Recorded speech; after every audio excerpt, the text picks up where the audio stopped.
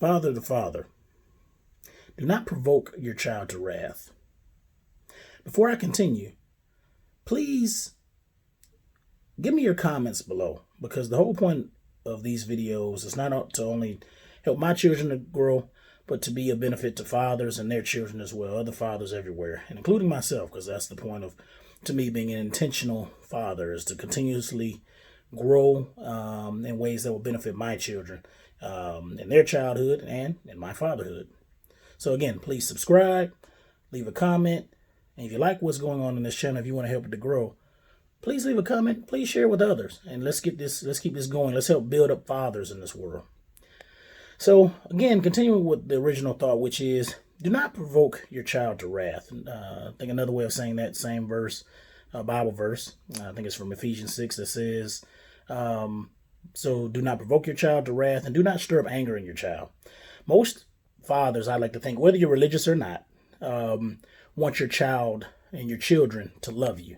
You want them to see you as, you do want them to have a little bit of fear, in the sense of not that they're necessarily, or not only, I should say, not only that they're afraid of you, like what you might do, but they have this fear in the sense that they revere you, that it's like, wow, I don't want to let him down. I fear the idea that he would be disappointed in me.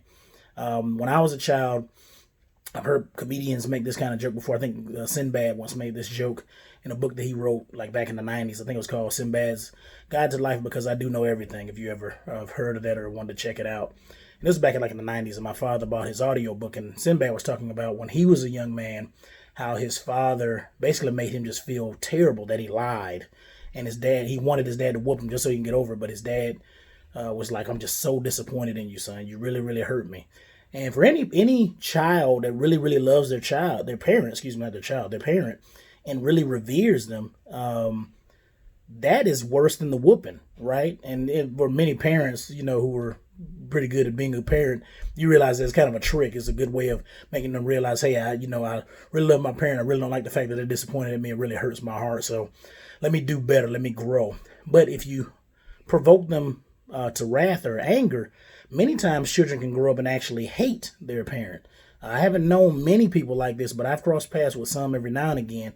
And it's very unfortunate because many times they hold and harbor such a darkness about their parent, and such a, and really causes some to go into dark depression. And you really see how people hold that anger, that frustration, that sadness in their hearts for a long period of time. And it really does have a huge impact on how they grow up. So as fathers, intentional fathers, intentional fathers that are intentional about their fatherhood and intentional about being good dads, it is very important that we remember not to provoke them in wrath. And even sometimes when we respond to them, to try to do our best. I'm trying to grow in this area myself, is be more patient.